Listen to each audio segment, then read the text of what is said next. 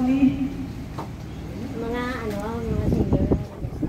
Attorney, pwede dito po yung mga kapag kayo po ay pinala na maaaring sinadya. Kahit hindi daw senior.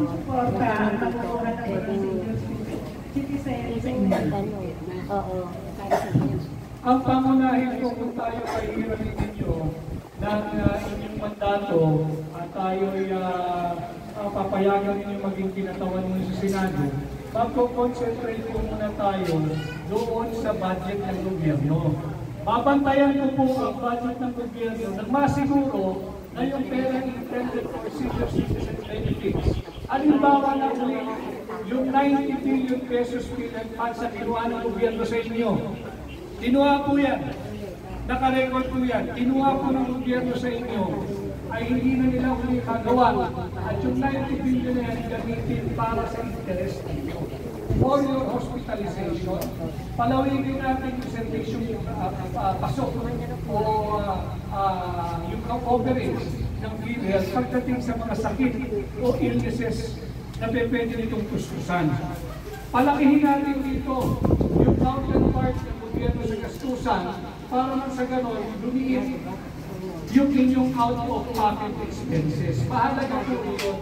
Again, because you did your share in nation building. Hindi nyo kayo nagtatrabaho, kalakasan, yung kayo ay naghahanap buhay, nagbayad din naman kayo ng inyong buwis. Tumulong din naman kayo sa nation building.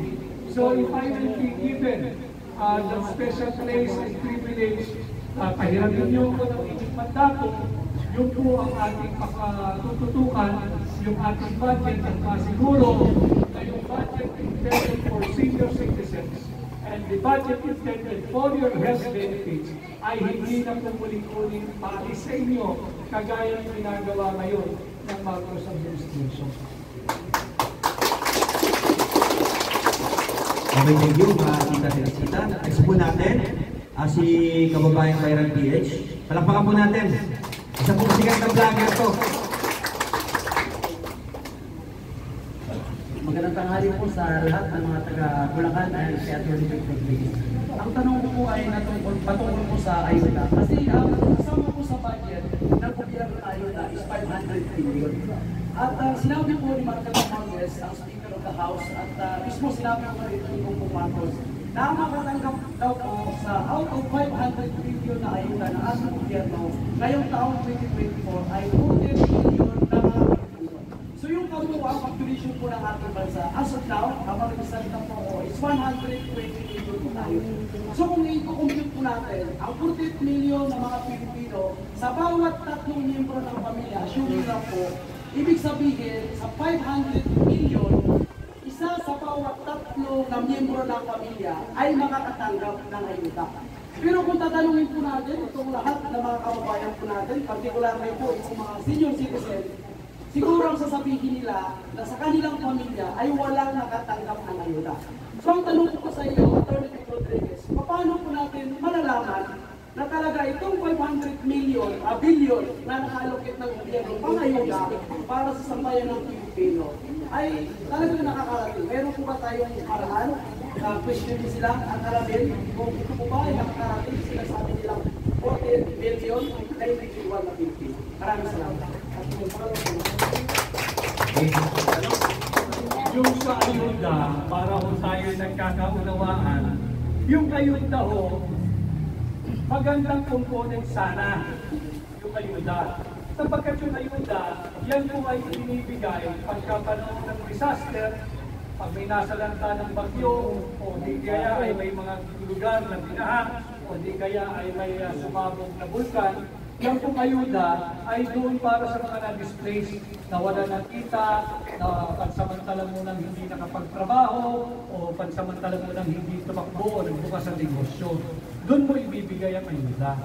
Subalit ang ayuda ho nila ngayon na ginagawa, pinambibili po ng dignidad ng mga nakakatanggap. Pinambibili po ng pagkatao ng mga nakakatanggap. Ginagawa po nilang political tool, ginagamit po nila sa pamumulitika. Kapag ka ikaw ay alyado, bubuhusan ka ng ayuda. Kapag ka ikaw ay hindi alyado, wala ay ayuda, walang balang ito sa pagkakatanggap. alam mo ninyo, again, ulitin ko, we look up to you, senior citizens. I know this for a fact because I know this as a magulang mismo bilang isang ama. Hindi ko po pinangarap at hindi ko papangarapin para sa aking mga anak na paglaki ninyo, umasa kayo sa ayuda. At alam ko, hindi nyo rin pinangarap at hindi ninyo papangarapin para sa inyong mga anak at sa inyong mga apo na paglaki nila, sana ay makatanggap sila ng ayuda mula sa mga politiko. Mahirap po maging miserable ang buhay. Subalit mas mahirap, yung mahirap ka na, pinapipila ka pa, pinaparamdam pa sa'yo kung gano'n ka kahirap at ginagawa ka pa miserable. Yan ho ang ginagawa nila sa ayuda. Hindi kayo dapat pumayag, hindi tayo dapat pumayag. Follow question? Additional question.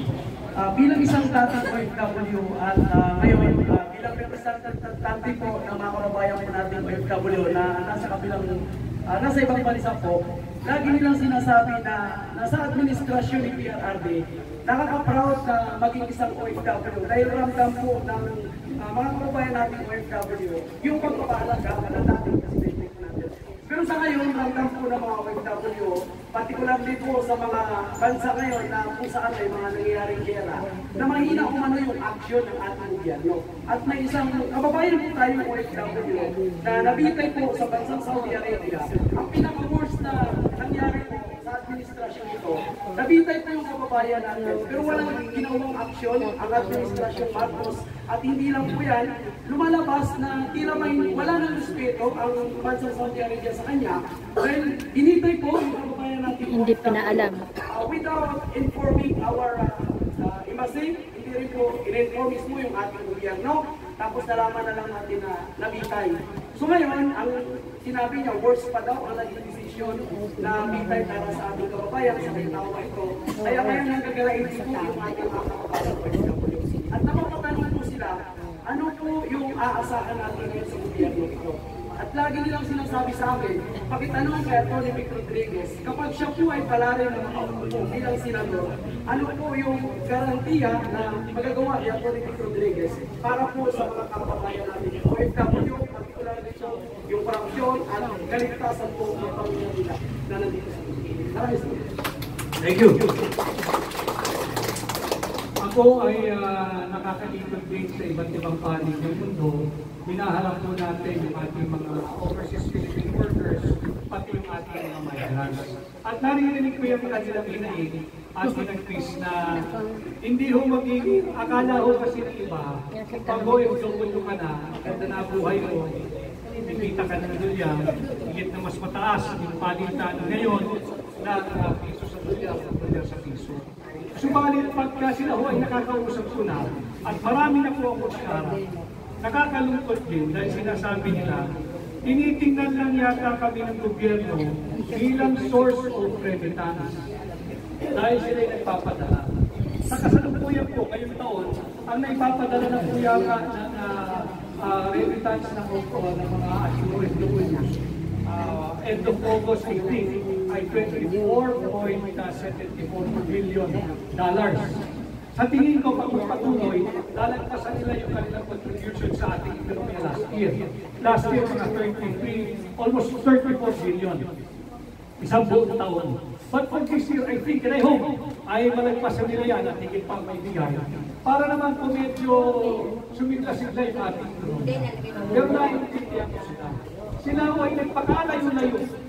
Iniwanan yung kanilang pamilya, yung kanilang asawa, yung kanilang mga anak, yung kanilang mga mahal sa buhay para lang kumita, para lang mabuhay at mayroon pang gusto sa kanilang pamilya. At marami po sa kanila, baka ilan po sa atin dito ay may kamag-anak na mga OFWs o mga migrants sa ibang bansa. Karamihan po sa kanila, kung hindi man po lahat sila. At ito'y kalalaman ko dahil may mga kapatid ko akong nanirahan na sa ibang bansa.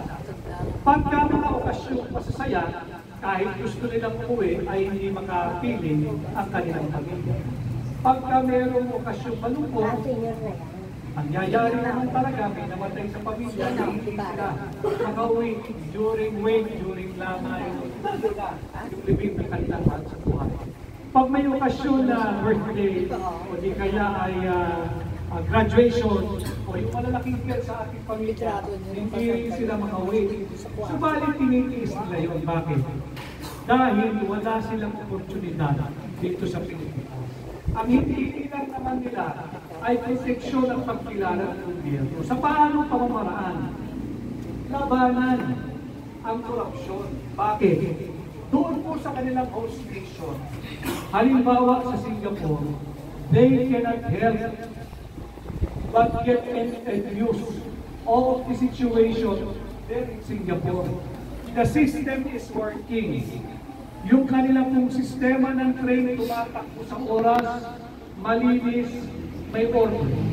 Yung kanilang pong gobyerno, halimbawa sa Singapore, hindi pwede yung putungan, hindi pwede yung korupsyon. Pagka dinanas ng Singapore yung bahang dinaranas natin dito, heads will roll, matatanggal yung mga may pananagutan. Dito sa atin, walang transparency, walang accountability. And if I will be again, pahihiramin ninyo ng inyong mandato, lalo pa ang mandato ng ating mga overseas Filipino workers. Sisiguraduhin ko na ako ang magiging tunay na oposisyon sa Senado at ating pupusisiin kung paano ginagasta ang pera ng gobyerno, pati na dapat yung para sa benepisyo ng mga overseas Filipino workers.